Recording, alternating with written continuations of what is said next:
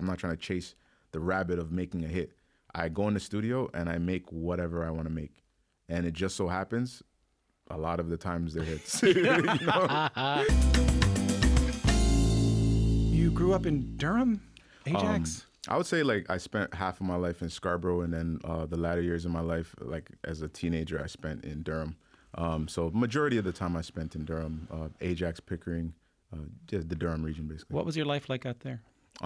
It started out, when I moved out there, it was pretty chill, pretty calm. And I would say it kind of helped me find my love for music, because when I moved out there, there's absolutely nothing to do. It was not as developed as it was now, and there was nothing. So you kind of had to find something to get into. Was it a big change from Scarborough, moving from Scarborough out there? It was a huge change moving from Scarborough, because I had all my friends out there, and it was kind of like a thing where I was outside every day, and then moving to a new environment where I didn't really know anybody. And it was just different than Scarborough. So I didn't really have much friends. And, I was like, I didn't really want to go outside. I just kept to myself up there because it was brand new, right? You were kind of shy. Yeah, definitely. More of an introverted kid, you know? I can get you. Yeah.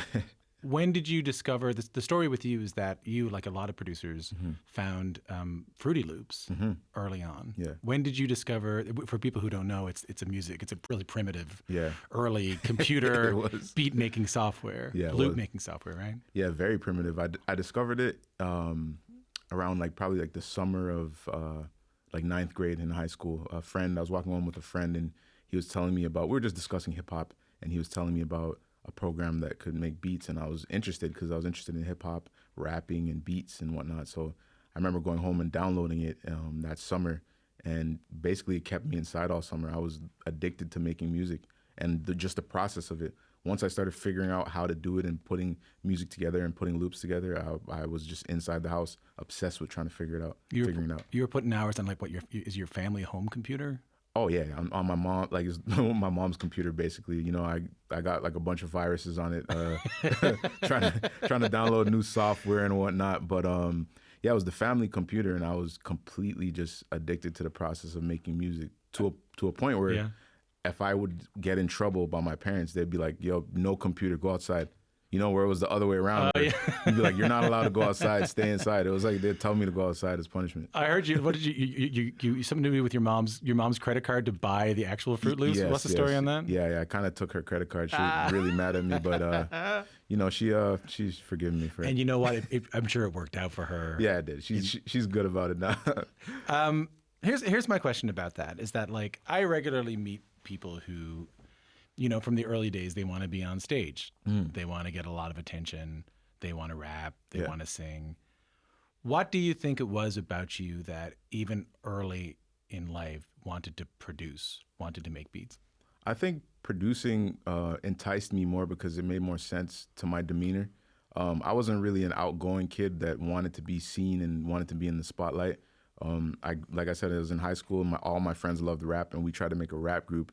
And unfortunately, I tried to rap myself. But what do you mean, unfortunately? I was terrible. Really? Yeah, I was bad. Really? Yeah, really? It's trash. Okay. Yeah. Okay, I got you. Okay. Yeah. So you know what? I was really bad, man. Trust me, you didn't want to hear me, man. Okay, I won't. I don't have anything here. I don't have it. It's not Thank God. Okay, don't worry about it. I might hide. Okay, so you were like, I probably won't be able to do that. Yeah, and I just didn't feel comfortable with there was talent shows and stuff at school with the eyes on me and whatnot. I felt more comfortable being behind the scenes and helping a rapper and helping with the music, helping with beats, and just away from being seen. I felt more comfortable with that. But what doesn't make any sense to me about that is how you got discovered. Because you're right. I think people who are listening to this guy, the guy's shy, the guy doesn't want to be seen, the guy doesn't want to be looked at by people. Yeah. The way it really happened for you is you were 17, you were competing in this thing called Battle of the Beatmakers, which is here in Toronto. Producers and beat makers face off. Whoever makes the best beat wins. Yeah. Isn't that a public? Yeah, it was. And it was nerve-wracking for me, man. Where was this thing? I think the very first one was at a club called El Macambo. Yeah. And I had to sign stuff to even get it. I was too young to even be there, but they're like, you're in the competition. So, as long as, you stay away from certain things, you're good to be in there. But it was nerve-wracking for me because I've never done anything where I had to be on a stage and all eyes were on me. But my friends who are really good friends forced me to be in it, which is it was good for me because they kind of pushed me out there. They're like, you need to do this. And I was like, we've heard you rap. You got to do this. Right? yeah. Like, yeah, give up on the rap thing. Do this, man. This is more your But forte. really, you saw this thing and you were like, this might be a good way to break in, or? Honestly, I didn't want to do it. Like I was saying, my friends forced me to do it. They're like, you should do it. You should do it. And then they actually, one of my friends, Ricky, ended up picking me up and bringing me there and like just said like, yo, just do it. You know, I was trying to calm my nerves and stuff. And then when I got on stage and realized that, you know, the people were actually liking my beats and it wasn't just my friends telling me that I have good beats, I started gaining confidence. Were you nervous on stage? I was super nervous. I was so nervous. But when I did get there and I ended up, it's like jumping into a pool. Like you think it's gonna be cold, and then when you get in there, you're like, oh, it's not that bad, you know? So when I got up there and, you know, people heard the beat and they're like, whoa, this kid's pretty good. I kind of started getting confident and being more comfortable being on the stage. How about when you won? Oh, even more. Like I was like, whoa, I couldn't even believe it myself. I don't think I've won anything in my life. So at that point, so I was really comfortable after that, and you know, just meeting people and talking with people and other producers as well. I just got more comfortable with being around people, being on stage, and getting a little bit more attention. Were your beats different than other people? You won it 3 times. Yeah. Were your beats even then? We're going to talk a little bit about kind of what you kind of created in terms of the Toronto sound, you and 40 and Frank Dukes, but like the sound, and I want to get to that, and like the influence of your family on your music and all that.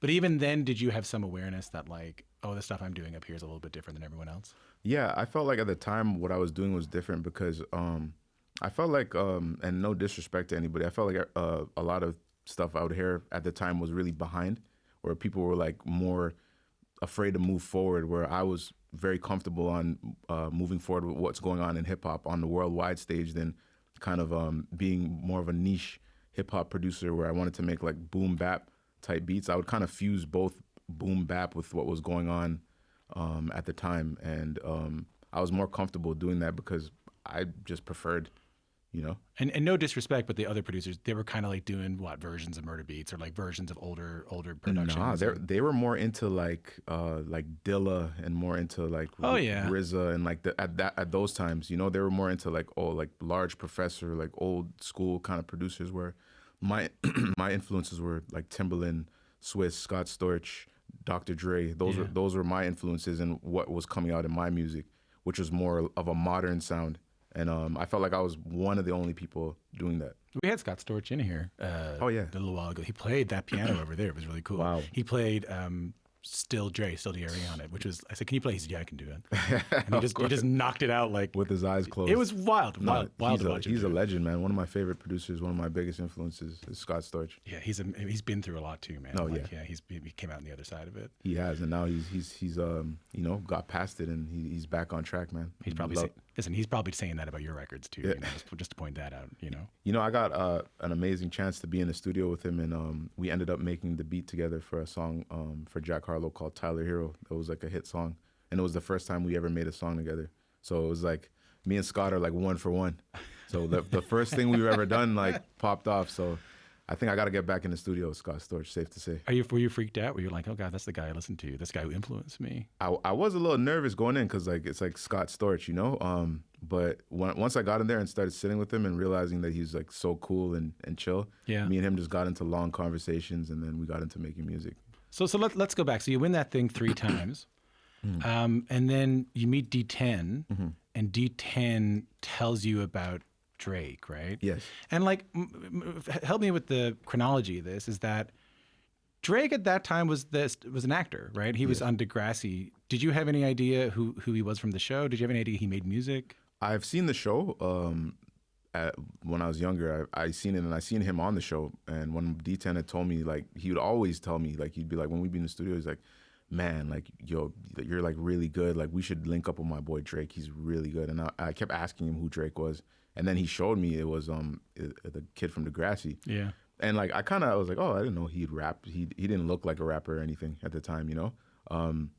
But yeah, I was open to it because D10 was phenomenal. He's still phenomenal. He's an amazing producer, so I trust him and his ear. And he ended up introducing us, and I had talked to Drake, and he had sent me like a couple of his songs, and I was sold from the jump. Did he send you just stuff he had done before or stuff he had made before? Yeah, he was working on a mixtape at the time called Room for Improvement. Yeah. This was his very first mixtape, and he had sent me some of the songs that he actually did with Frank Dukes, which is like way before like I didn't even know Frank Dukes. Young Frank Dukes, yeah, very young Frank Dukes. So he sent me a song called Money, and just the way he was rapping and talking about like receipts, like he wasn't at the time, like 50 Cent was like the biggest rapper, and like G Unit and Kanye and stuff, but the way Drake was rapping and putting his own life into his music from his perspective was really interesting, because he was doing it at a high level, and I was like, I like this, I understand it, and I feel like I'm learning about him from his music, which a lot of people weren't doing, and it was very authentic. So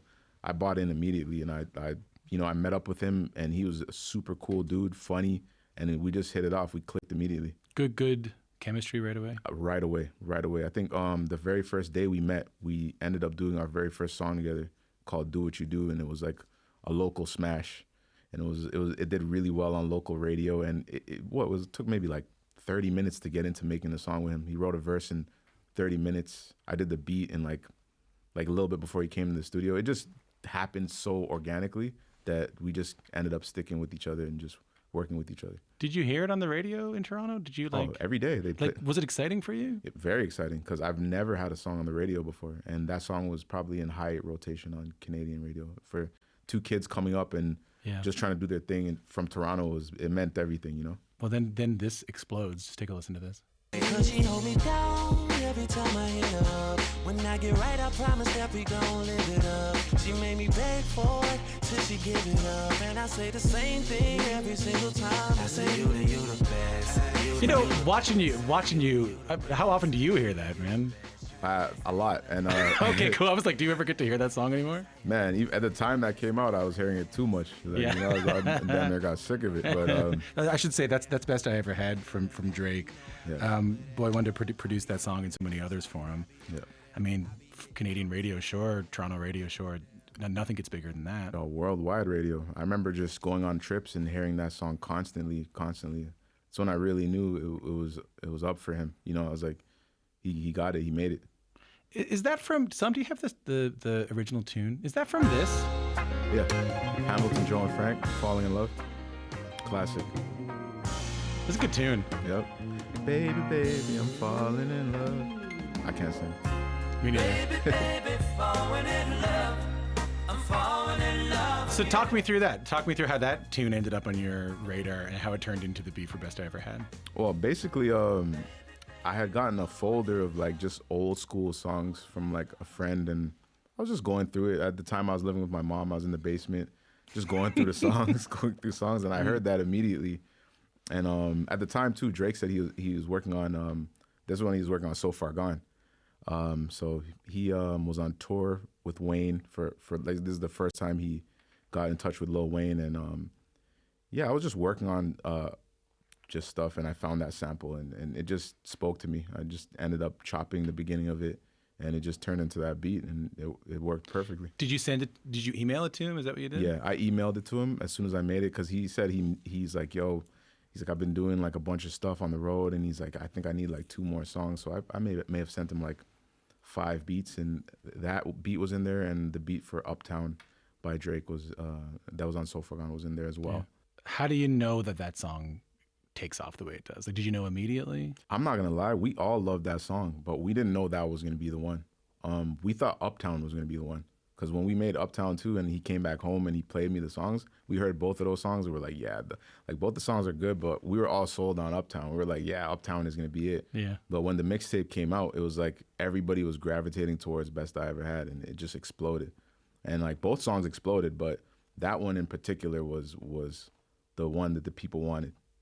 How does your life change after that song? My phone wouldn't stop ringing after that song came out. I was getting phone calls from everybody, messages from everybody. Opened doors for me in so many ways, just to work with other artists, other producers, deals and whatnot. And, it was such a massive song, and it created like a pathway for Drake as well. Is it overwhelming for you? Like, as a bit of a shy kid, Mm-hmm. When a song blows up and My guess is these are like almost also heroes of yours who are reaching out to you. Yes, Not yeah. just up and coming artists. Yeah. Like my heroes, like, I ended up meeting Timberland, who's like one of my heroes, Yeah. Swiss. A lot of people reached out. I ended up getting into the studio with Dre, people I would look up to. I was going to ask if you met Dre. Yeah. How was that? Nerve-wracking experience, but it was great though. He was great. Where was that, in LA?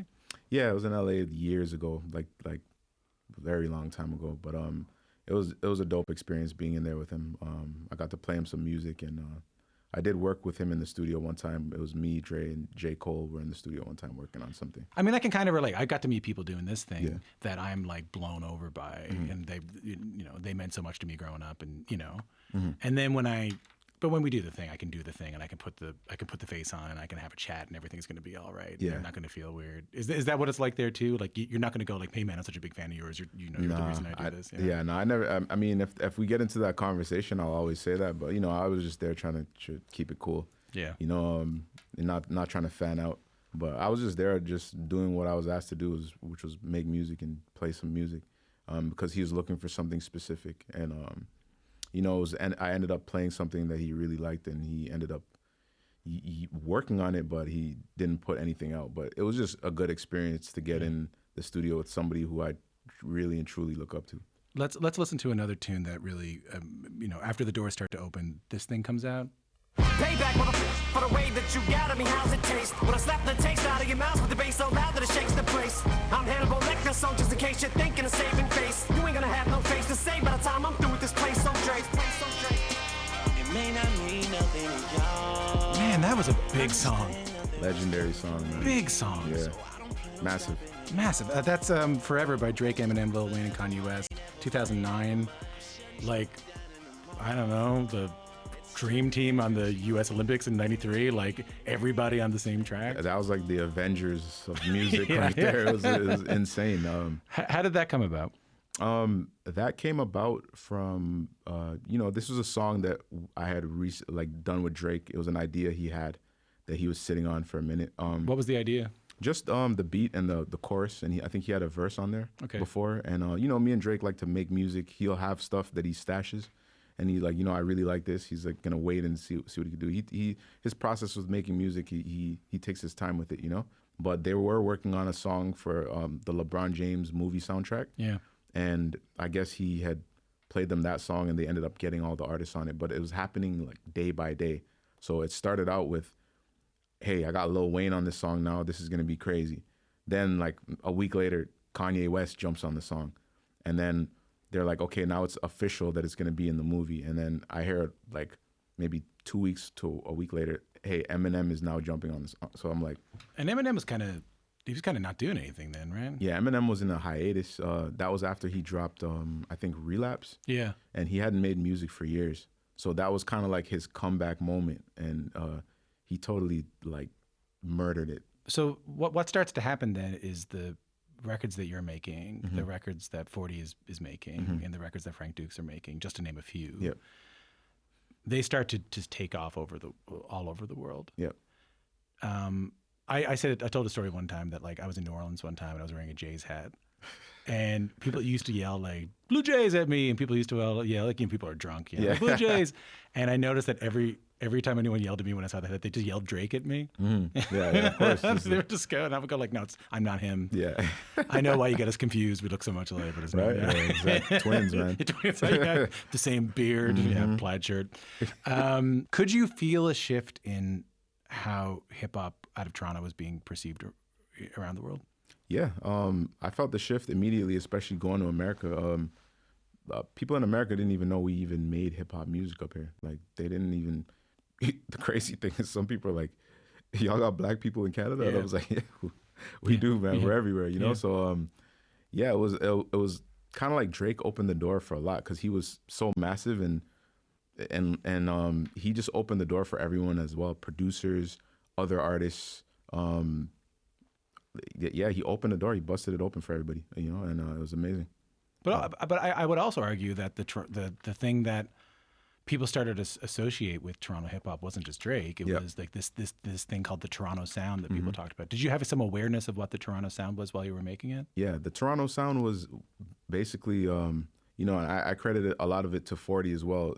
Is just the moody introspective sound. Like, you know, there's a certain sound to it. Like, you know, Drake, when, like, for instance, like songs like Successful, Yeah. you know, has that moody feel where it's like emotional and deep and moody. And even with guys like The Weeknd that came up, it's the same sound. It's like the moody, emotional, cold, dark sound. That's the Toronto sound. Did you have some awareness, like you were intentionally trying to create a new sound, or was it just something that happened organically?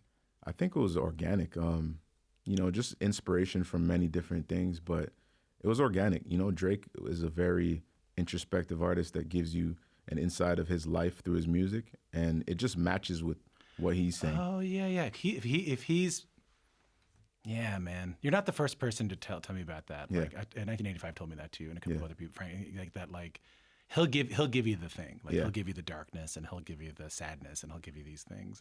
And if your music, if I'm understanding you correctly, if your music can match that, it's going to be melancholy. It's going to be mellow. It's going to be R&B influenced. It's just going to happen naturally, and that's where that sound's going to come from. It's almost like a movie score. It's like if you have a scene in a movie where it's a sad scene, you're not going to play like a happy song. You know, it's just going to be like, okay, you know. So it's like the sound of the music has to match with the content of what he's talking about, and that cold, dark sound, kind of sad, matched with what he was talking about in his music early on, and you know, eventually it evolved into other things, the other ways that he feels and other things that he's trying to bring to the table. So he's really good with that. And it's almost like a movie listening to him. Let's listen to another tune. Just get ready for work, work, work, work, work, work. You see me happy work, work, work, work, work, work. You see me do me dirt, dirt, dirt, dirt, dirt, dirt. There's something about that work, work, work, work, work, work. Da, da, da, da, da, da. When you walk out, I mean, I'll say it again. Love that song. Gigantic, massive smash tune. Massive song. Work by Rihanna featuring Drake. So when that came out in 2016, it was nominated for Record of the Year at the Grammys. But most interestingly, critics said it reinvigorated dancehall in mainstream music. Yes. Talk to me about making this song. You grew up with a lot of dancehall around the house, right? Yeah, I was actually born in Jamaica. Actually, I moved to Canada when I was 4. So Do you remember it? Not much. Yeah. I don't remember much about. It was really long ago. Like I think I was 3 or 4 when I came to Canada. Yeah. So no memories of Jamaica. Before. No, Yeah, right, no memories of Jamaica. But yeah, I've always been surrounded by dancehall. That was actually my first music. My dad would only listen to dancehall. He wasn't really into hip hop and R&B. I started getting into that once my sister started getting older and started listening to R&B and hip hop. But I was always around dancehall. My dad would just play dancehall in the house and reggae culture, all that stuff. So it was literally just embedded in my listening process. What was your dad's name? My dad's name is Michael. Michael Samuels. Michael Samuels. Samuels. Yeah. Yeah, Michael Samuels, my dad. He's- Shout out Michael. Is he Samuels. still with us? He's still kicking Yes, around? yeah, he's here. He's here. My dad, he was just at my house yesterday, man. My dad, I talk to my dad every single day. I love my dad. I credit a lot to my dad. He's helped me move forward in a lot of things, and even influenced me with my music, everything. I got nothing but love for my dad. He's the best dad ever. So he's playing you dance hall around the house growing up. Yeah, just driving. My dad would always have Black Chinese tapes or like Stone Love sound clashes playing in the car. Yeah. And, he'd always educate me. He still does educate me on like old school dancehall music and, you know, stories and whatnot. So I was always hearing it, which also influenced a lot with my own music when it comes to like cadence and pockets. Oh, yeah? Yeah, dancehall is very rich in pocket and cadence. So it kind of helped me to make hip hop music because I don't make stuff with a cadence in mind for hip hop sometimes. What do you explain that to people who are listening at home? Yeah, that's kind of complicated, right? Yeah, yeah. So basically, Get nerdy, man. Get nerdy. dancehall music is very dancehall music is very rhythmic first. You know, it's not much melodies. It's a lot to do with the rhythm and sway, like the sway of the music and how it makes you want to move. So I would do that, and I would pay attention to that most of the time.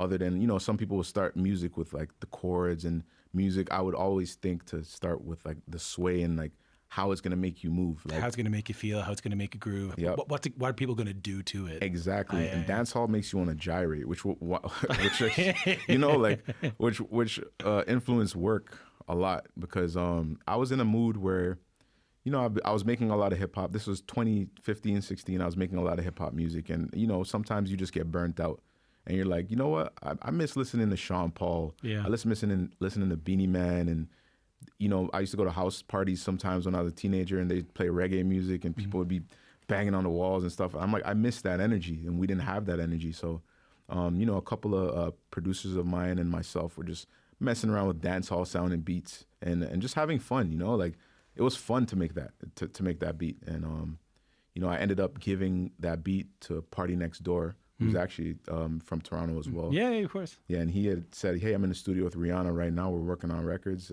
I need something fun. And I was like, you know what? Let me just, as a risk, like, let me just try this out. Like, here, we were having fun making this. Let's see what you can do with it. Did it feel like a risk, really? It did, because there was nothing really, at the time, nobody was really making anything with that kind of bop and that rhythm, you know? So, you know, sending that to him for Rihanna, who was coming, I think her last biggest song before that was Diamonds. Yeah. And that was a massive song as well, but they sound nothing alike, you know? So, you know, sending that was kind of a risk to me personally, because I would think like maybe she doesn't want to do something like this, but they ended up working on the song together and putting that together. And when I heard it, I knew immediately, I'm like, this is out of here. I mean, it wasn't just a massive success, but like I said, people talked about it as like the thing that's reviving, the thing that began to revive dancehall and modern music. Yes. That got to be meaningful. Yeah, it's very meaningful because it means a lot. Like Jamaica and Jamaican culture is everything to me. I listen to dancehall, like it's a part of me. So to help bring that back to the forefront, it meant absolutely everything to me. After 20 years as a producer, what have you learned about how to get the best from the people you work with? I learned how to get the best out of people by just letting them be themselves. I feel like everybody has their own special gift. And, you know, as a producer, some people like to come there and force things and maybe force their ideas on the people. I like to just do it natural. I like to have discussions, conversations, and figure out together what we want to do, and a product that makes both like the artist, producer, and everybody happy, you know? Like instead of like, you know, there's producers that'll come in the studio and be like, I have this, you need to do this. I'd rather go in the studio with somebody and be like, listen, let's make something that's in the moment. How do you feel? What do you feel like doing? How's your day today? Yeah, the chatting is a big part of it. Oh, of course. Yeah. Like a lot of it. So, like, you know, that's special because it's more meaningful to the artists, to the songs, and to the listeners because it's authentic. Can you try and make a hit and it work? Do you know what I mean? You know what? I will tell you something. I've never specifically known, other than Work, which as soon as I heard, I was like, yeah, it's a hit. I've never really said like, yeah, this is a hit and it's going to be a hit. It's always been a surprise. Yeah, it's kind of like just throwing paint at the wall when I make music. I'm just like, I'm just going to do whatever I feel like and whatever comes to my mind. And I'm not thinking too deeply about it, you know? But a lot of the time, that's where hits come from. You don't even, I could tell you like majority of the hit songs that I've produced, I couldn't tell you, okay, I made this beat and this is going to be a hit. It just kind of happens, you know? Interesting. So you can't be like, hey, this is one for me. I'm going to make this stuff that I really like or I find interesting. But hey, to pay the bills, I know how to make a hit. Yeah, no, I can't really say that. I know how to make a hit, but it almost comes like natural kind of thing where it's like I'm not thinking about it too much. I'm not trying to force a hit. I'm not trying to chase the rabbit of making a hit. I go in the studio and I make whatever I want to make. And it just so happens a lot of the times they're hits. You know? I will say that's perhaps sentence of the year is I go in and make what I want to make. Just so happens a lot of them are hits. That's great, man. High batting average. Come on, I know what you mean. I mean, I don't. If I did, I'd be in Pickering with you. Neighbors, we'd be neighbors. Probably be neighbors, you know. Mm-hmm. You're getting the International Achievement Award from the Junos in a few weeks. You've had so much success all around the world. You still live in Canada. Yeah. Why? Because I love Canada. You know, my family's in Canada, my friends in Canada. You know, I was born in Jamaica, but Canada's my home. You know, I love everything about Canada. I love the people. I love the fact that it's a melting pot here. It's so diverse and rich in culture here. I love everything about Canada, and especially just the people and the vibes here. And it's no disrespect to anywhere else, but I find I go to places in the world and it's like everything is very, very regional. But like a place like Canada, you can go and find the best Indian food. You can go and find the best African food, the best Jamaican food, the best Trinidadian food. You can go somewhere, you can go to a club and they play all the music. They play Spanish music, they play hip hop, they play reggaeton. This is one of the only look, there's a lot of places in the world that do that as well, but it's just so rich in culture here, and I don't think I'll ever leave Canada. Have you been? Have people asked you to? Hey, move to LA, or you should move? Hey, people told you, hey man, you should really move to New York or LA, or? Yeah, I've moved. I think 2011. I lived in LA for a year, and I'll tell you this: like, I was in the studio with many different people, and I just like, it's no disrespect. I love LA. LA's a great place. It's hot, great music, great people, but I didn't feel the same as when I moved back to Canada. When I moved back to Toronto, I felt like my music was off. I felt like everything was just all over the place, and I remember just moving back to Toronto, and I felt like recalibrated.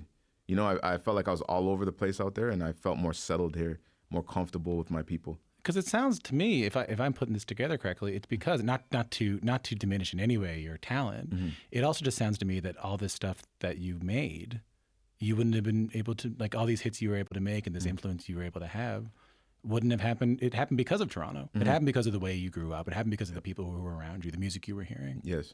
I was hearing a lot of music when I was here. My mind was open to everything. You know, I was listening to anything, any kind of music you could think of. I'm listening to soca music. I'm listening to reggae. I'm listening to Greek music. I'm listening to pop, hip hop, R&B. Like, everything is filtering through my head where it's like I'm understanding different types of music, and I can incorporate that into my own music. You know, so that's why I love Canada, and I love Toronto for the fact that everybody's just so open and inviting, you know, and it's diverse, and that shaped me. Let me close off this way. You're getting the International Achievement Award at the Junos in just a couple of weeks. Congratulations again. Thank you very much. I'm sure your parents are very proud. Huge honor, man. Huge honor. Looking back on your whole life and career that we touched on, and we only touched on a bit of it here today. Yeah. What are you most proud of? I'm most proud of just representing Canada and doing what I've done for Canada. I'm most proud of influencing the people I've influenced, producers, artists, to make music, make good music, and, you know, change their lives.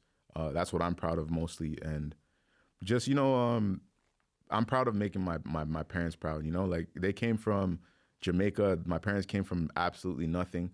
We lived in very, like, impoverished conditions, and to get where I am now, I'm just grateful.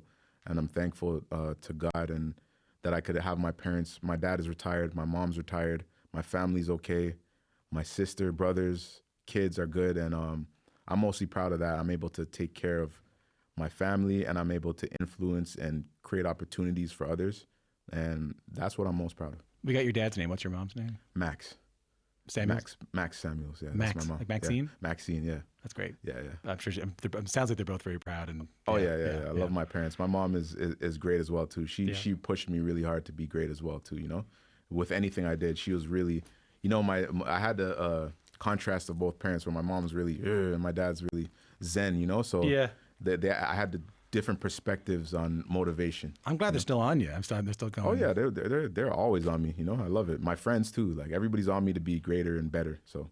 I think you're doing all right, to be honest. let me not join in. I think you're doing just fine. Thank you, man. Thank you so much for coming in. Thank you for having me, man. I appreciate that.